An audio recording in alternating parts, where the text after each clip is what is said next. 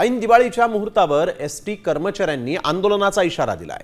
कर्मचाऱ्यांच्या प्रलंबित आर्थिक मागण्यांकडे शासनाने दुर्लक्ष केल्याचा आरोप आमदार गोपीचंद पडळकरांच्या संघटनेने केला।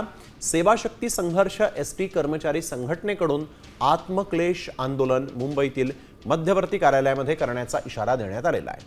विविध मागण्यांसह दिवाळीपूर्वीच कर्मचाऱ्यांचं आंदोलनाचं हत्यार या ठिकाणी उपसल्याचं पाहायला मिळत आहे। गणेश कवडे आमचे प्रतिनिधी आपल्यासोबत यावेळेस ऑनलाईनवरून जोडले गेलेले आहेत। गणेश, आपण बघतोय ऐन दिवाळीच्या मुहूर्तावरच एसटी कर्मचारी जे आहेत त्या आंदोलनाच्या पवित्र्यात असल्याचं कळत आहे, काय अधिक सांगाल?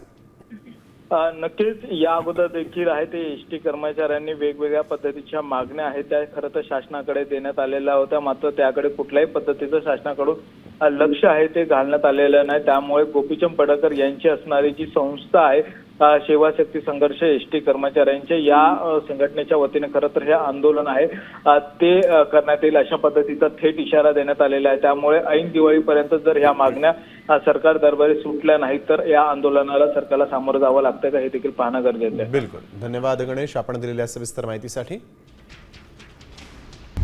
आता isakal.com आहे देशातील नंबर 1 ची मराठी न्यूज वेबसाईट।